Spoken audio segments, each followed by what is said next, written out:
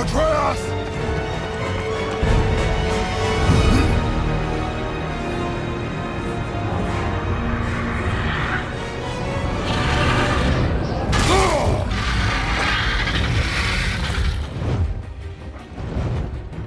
Don't you know when to give up?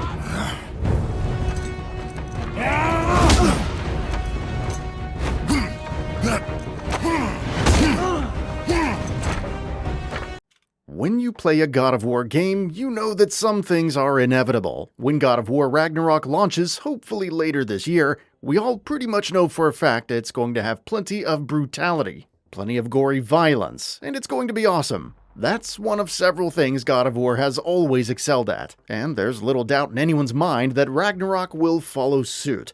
By the time the game is done, Kratos will have left a trail of battered corpses behind him.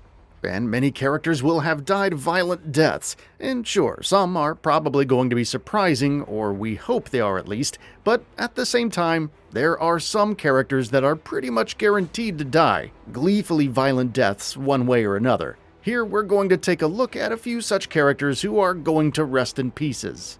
Thor.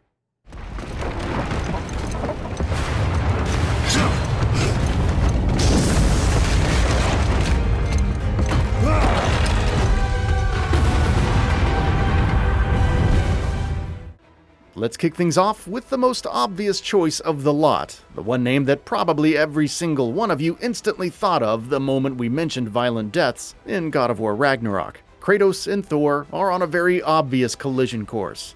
Their clash was teased in God of War 2018, and Ragnarok's trailer last year made it clear that the two giants are going to butt heads in the most epic way possible, or, well, we're hoping it'll be epic. We don't actually know yet.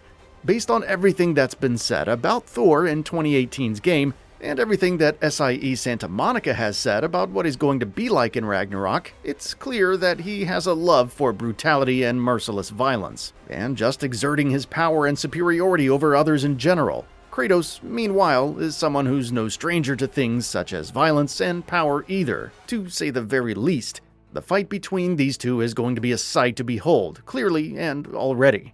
It's abundantly clear that there's going to be no love lost between these two, and when Kratos inevitably emerges victorious, Thor is most definitely going to be a little more than a heap of broken bones and a bag of severely punctured flesh. It's locked in! And when the bridge opens, the full weight of Asgard will come crashing down on you. It's over. Is it?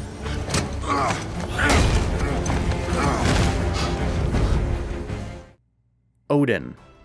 This one's another obvious pick, but one that definitely bears mentioning. The fight between Kratos and Odin, and there will obviously be a fight between those two, is probably going to be very different from the God of War face-off against Thor. While Thor is all about pure, raw Herculean strength, Odin is more about his wits, his speedy manipulations, his cunning intelligence. When Kratos takes him on, things are going to be much less in your face than they presumably will be against Thor, and much more cerebral instead.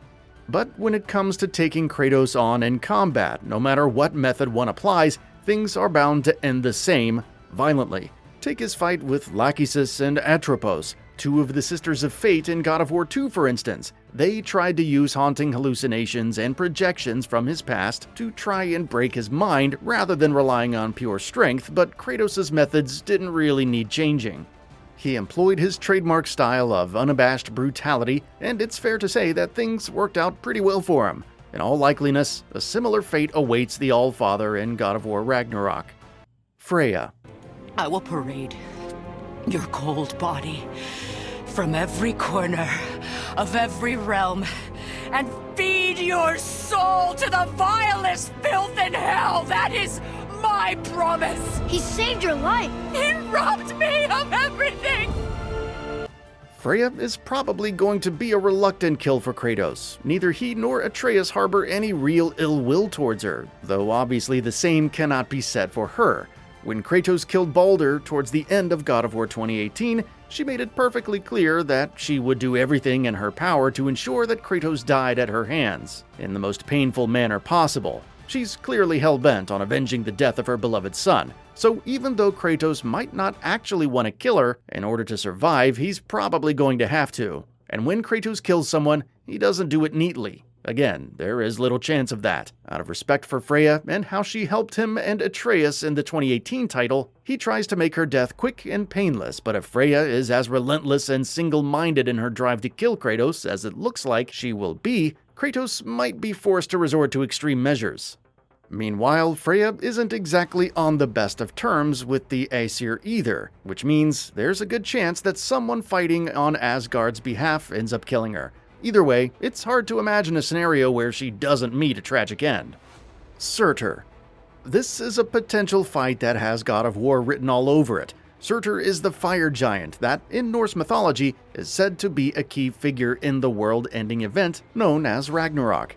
And he is supposed to be instrumental in the destruction of all the realms. Kratos and Atreus are, of course, trying to prevent Ragnarok, so there's a very, very good chance that they'll end up locking horns with Surtr at some point. And that would be such a typical God of War boss fight in terms of scale, and in terms of how it could be framed as a cinematic set piece. And if this fight does not end up being God of War Ragnarok's response to the Kronos boss fight in God of War 3, Kratos is obviously going to go all out in his efforts to bring Surtr down. In fact, that might probably be the only way for him to succeed. Every single time he's taken on enemies who are disproportionately larger than him, Kratos has been smart enough to know that he's going to have to resort to incredibly violent measures to leave nothing to chance. Again, just look at how he dealt with Kronos. Tyr. Tyr might not necessarily die at Kratos' hand, especially given the fact that based on God of War Ragnarok's trailer from September of last year, it seems like the Norse God of War will very much be on Kratos and Atreus' side. But either way, things are pretty much guaranteed to end poorly for Tyr. There's every chance that he will have switched allegiances as the game progresses. But even if he hasn't, he could die in any number of other ways. For instance, Odin clearly has it in for him. And even though he's kept him prisoner for ages, Kratos' actions might just force him to put an end to Tyr once and for all. Of course, in last year's trailer, it was also very noticeable that Tyr had both hands. In the Norse myths, Tyr's hand gets ripped off by the wolf Fenrir, who is one of Loki's sons, who in the God of War universe is Atreus. If Ragnarok sticks to that might suggest that Atreus and Tyr will be on opposing sides at some point in the game, which means that he will very much be in Kratos' crosshairs. A tag team combination of Fenrir, Atreus, and Kratos, grandson, son, and father, teaming up to brutally kill Tyr would be quite a sight to behold.